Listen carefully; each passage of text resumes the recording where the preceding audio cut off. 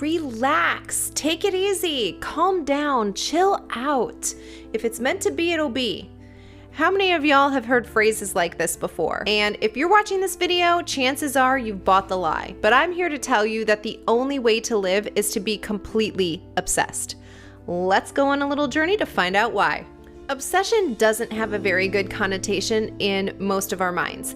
And when we hear this word, we cringe a little bit inside. We think of a stalker or some kind of psychopath.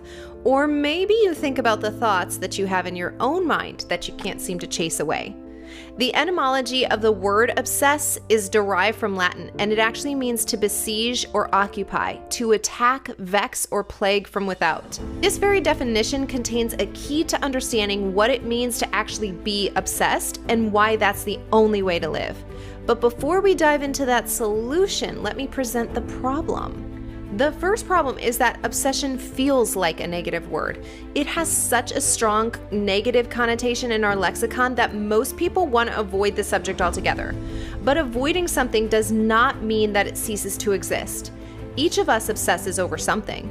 Whether you are thinking about what your children are learning about in school, or how you're going to pay your bills, or who's going to take care of your parents as they age, you are using it.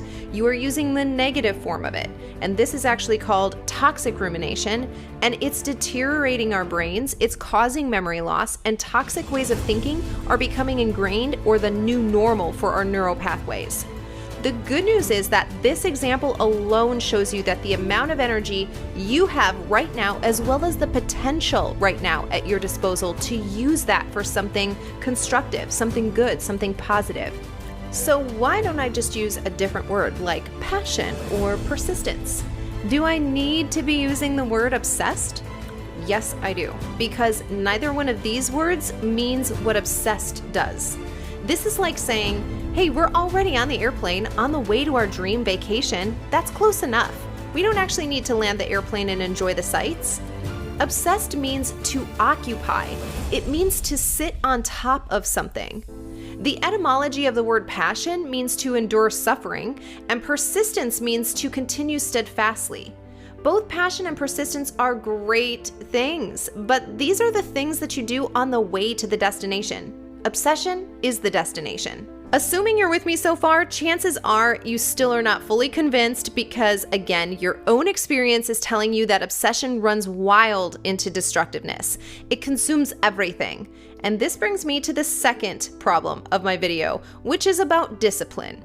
And I've talked about this topic before, and I know it's not super popular, but nonetheless, it is necessary. When I was doing research for this topic, I was blown away by the search results. Discipline versus obsession. This is such a common topic of not only Googling results, but of actual articles being written on these topics. This either or thinking instead of both and is alarming. Do you want peanut butter or jelly? Do you want macaroni or cheese?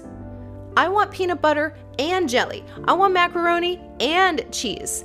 We have no problem thinking about both and in terms of simple things like food, but somehow that gets lost when it comes to thinking about life-changing concepts.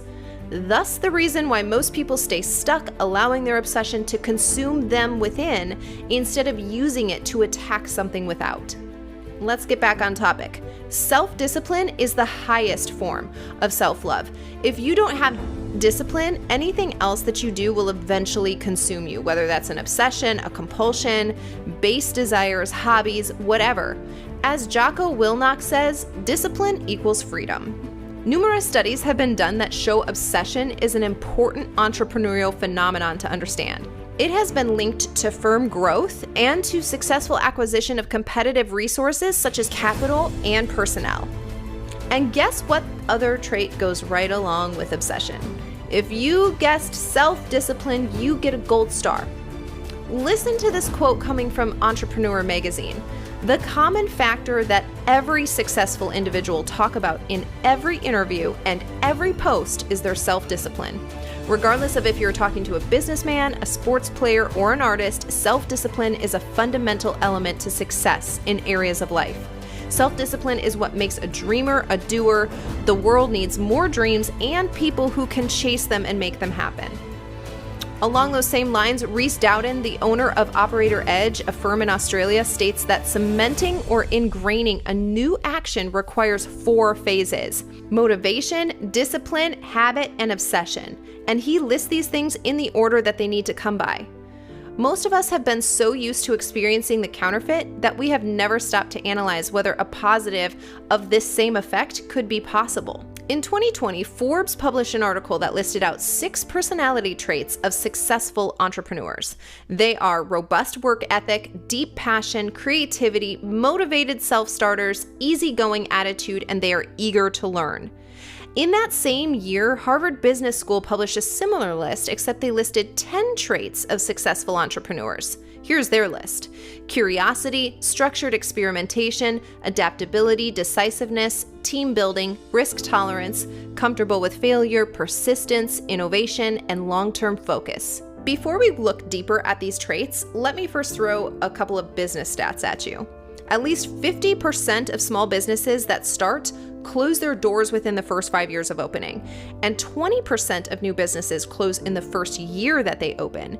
There are studies out there that show that even 9 out of 10 companies will eventually fail. Now let's look at both of these lists that I just listed out from highly renowned sources. Notice the difference. Not one of these lists mentions traits of obsession, and Harvard doesn't even list passion.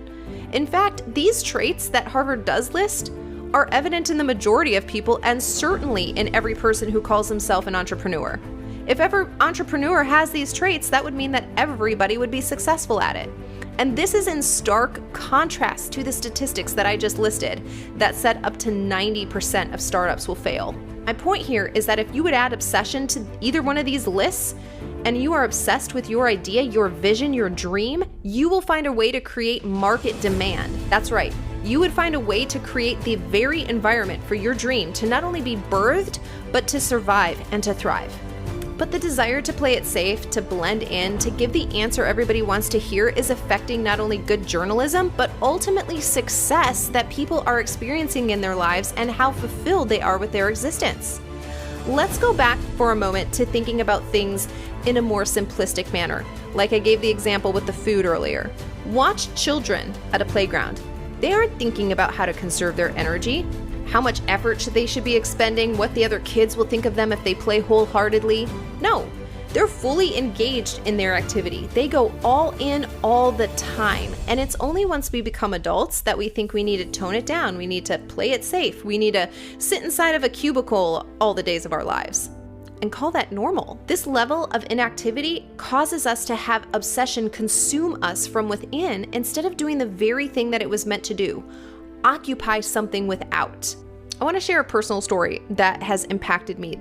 I'm 36 now, and when I was 30, I had twins. When they turned 1, I was in a horrible custody battle, and I ended up losing custody of them. This was soul-crushing for me. In fact, I can't even describe to you how hard it was to deal with this. There were days that I prayed I wouldn't wake up in the morning, and I would be so frustrated when day after day, I was still here.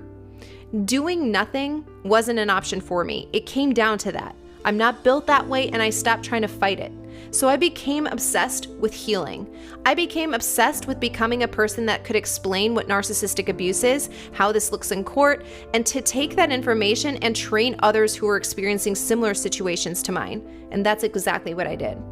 I became obsessed with becoming this person who could start a movement of educating people on not only what narcissistic abuse looks like and feels like, but also how to present that in a legal manner.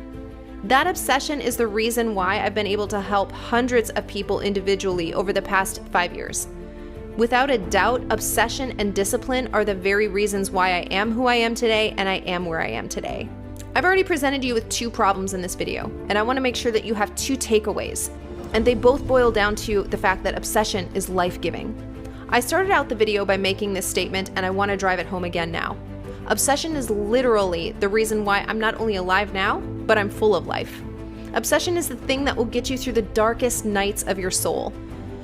Second, The presence of negative obsession should automatically alert you to the fact that there is a way to use that very powerful source for something other than destruction. By disciplining yourself to act contrary to the way that you were created is keeping you from not only living a full life, but is leaving you with no lifeline when it comes to hard times.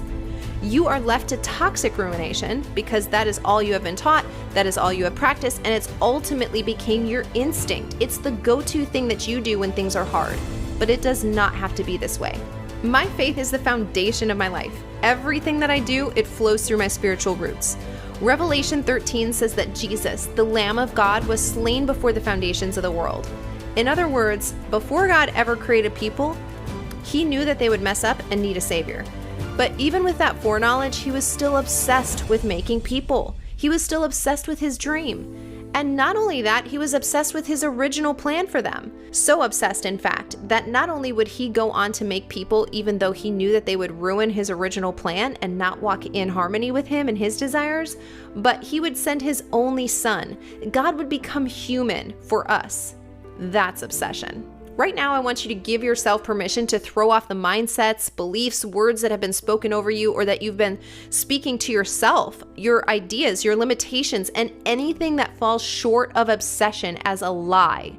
Follow your passion with wisdom, nurture it with discipline, and watch your dreams become reality and give birth to new dreams over and over again. If you want to hear more in-depth analysis on topics like this one, then go subscribe to my newsletter. The link to it is below, and then watch this next video, which will help you understand why you truly do what you do. And also, if you like the new format of this video, please leave a comment below and let me know. Or if you prefer my regular style video, let me know that too.